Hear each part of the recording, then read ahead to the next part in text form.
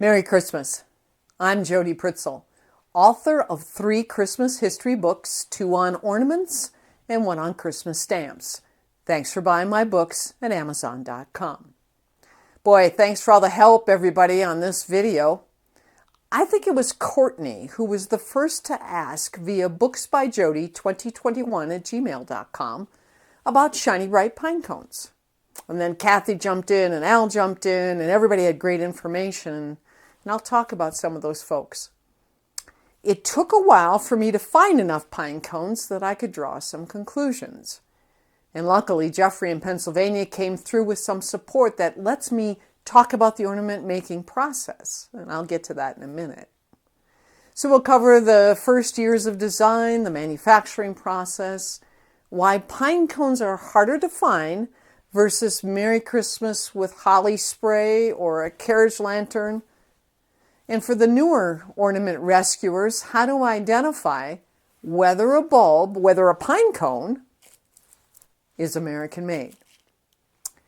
The first Corning design sizes of pine cones were 1 3/4 and 2.5, about 1941. I have yet to see or acquire an 1 3/4, but I'm sure someone out there has one. I think they were first sold, pine cones, American made, in 1942. Now let's talk about the process. In Wellsboro, Pennsylvania, a glob of glass was dropped into a mold like this pine cone shape. The actual mold is at the Rakow Research Library, Corning Museum of Glass, in New York. So the glob was dropped in. Then the mold, of course, separates. The glass is released from the mold, and look what Jeffrey has. It looks like this when it comes out. Ah, just think that was super cool when he sent that. He's a serious ornament guy. Now that in process then, they inject the silver nitrate. The bulbs are then dyed. The neck is cut. And initially a made in US of A cap was inserted. Sandy has a set of 6 pine cones, a little envious of that. We think they're unsilvered. She says there's a little silvering on it. Here's what I love about Dave's pine cone in this picture. You can really see what many of us call the diamond pattern. When you see it, you definitely know it's American made. Kudos to Dave. Tampa, serious Christmas guy in Tampa, Florida. Now, 2.5-inch pine cones could be a variable size. I measured these with my calipers and they range from 2.5 to 2.84 inches. The first 1942 pine cones were included in assortments. Now that could explain why you don't see as many pine cones as you do other shapes. Remember, if it's in assortments rather than a dozen, and some of these were sold in a dozen, don't get me wrong. In 1943, the colors were yellow, green, red, and blue. Around 1943-ish, and certainly more prolific in 1945, a sprig of tinsel was inserted. This is Kathy's tinsel pine cone, which I think dates to 1943, maybe 44, before the metal shortages caused cardboard caps, or it was made immediately after in 1946. A word about necks. Till I talked with Jeffrey, I had a hypothesis that there might have been 2 neck styles of pine cones, short and long. But that's not the case. Remember, your pine cones in any bulb was cut with a saw blade and sometimes imprecisely. Look at the neck comparison on these two. It was a matter of cutting. Size matters in ornament history. My theory is that the bigger the bulb, the more recent it is. The height of Christmas trees changed over time, tabletop, 5 foot, 7 foot, and that necessitated bigger ornaments. So in 1950, a 3-inch pine cone size was introduced, and also snow frosted ones. I think when the 3-inch was introduced, the 1.5-inch were discontinued. If you're lucky enough to find a dozen, you could score these incredible colors from around 1952. Alan has a silver one, that doggone Alan, so that's another color. I've also got a silver one right here. Eventually, there was a 3.5-inch size.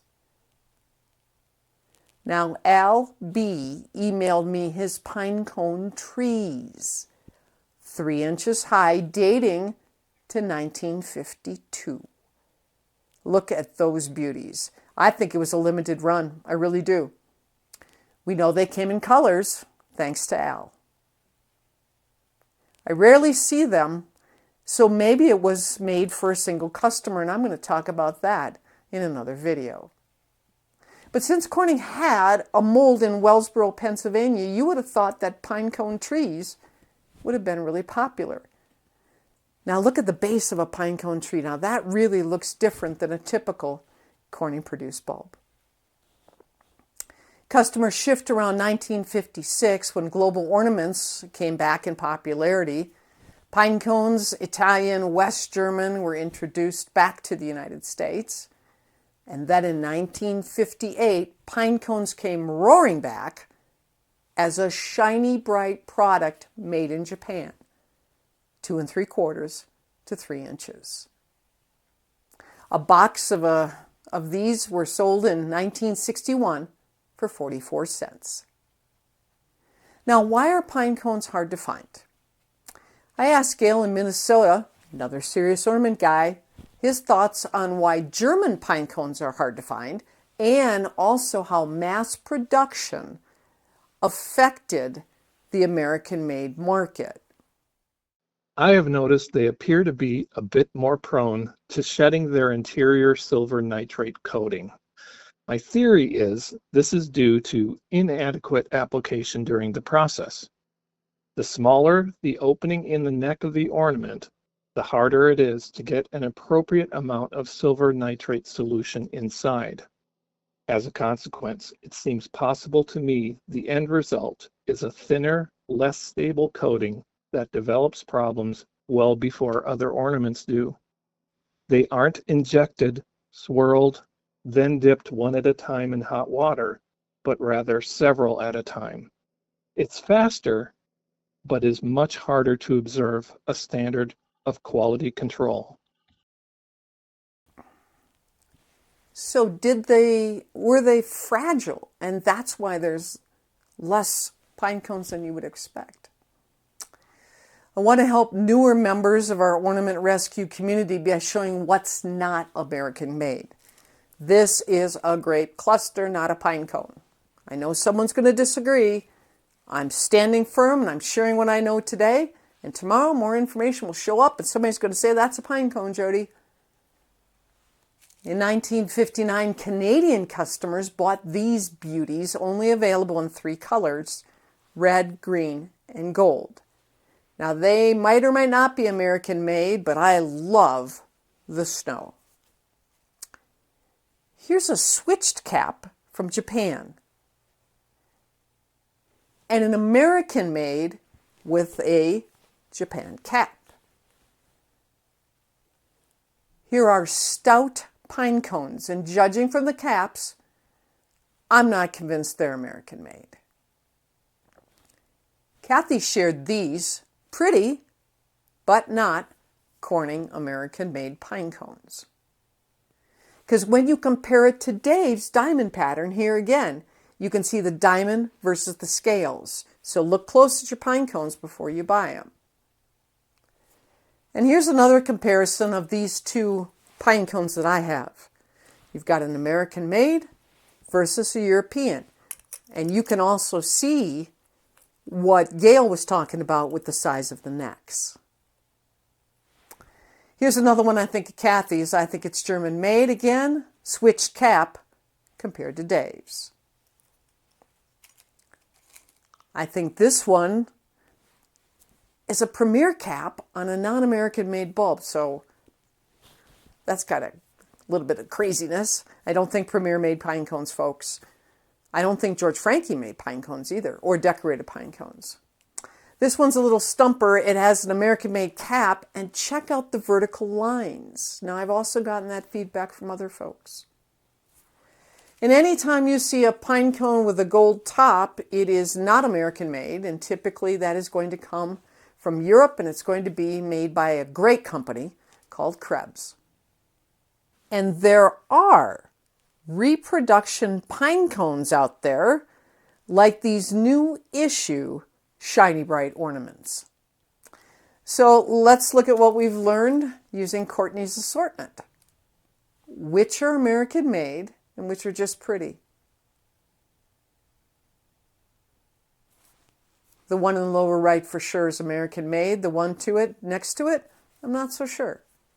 Again, not a pine cone. Good luck on your pine cone search. If you need ornament help, email me at booksbyjody2021@gmail.com. Check out people's tree pictures at booksbyjody.com. Thanks for watching my videos and buying my books. Merry Christmas.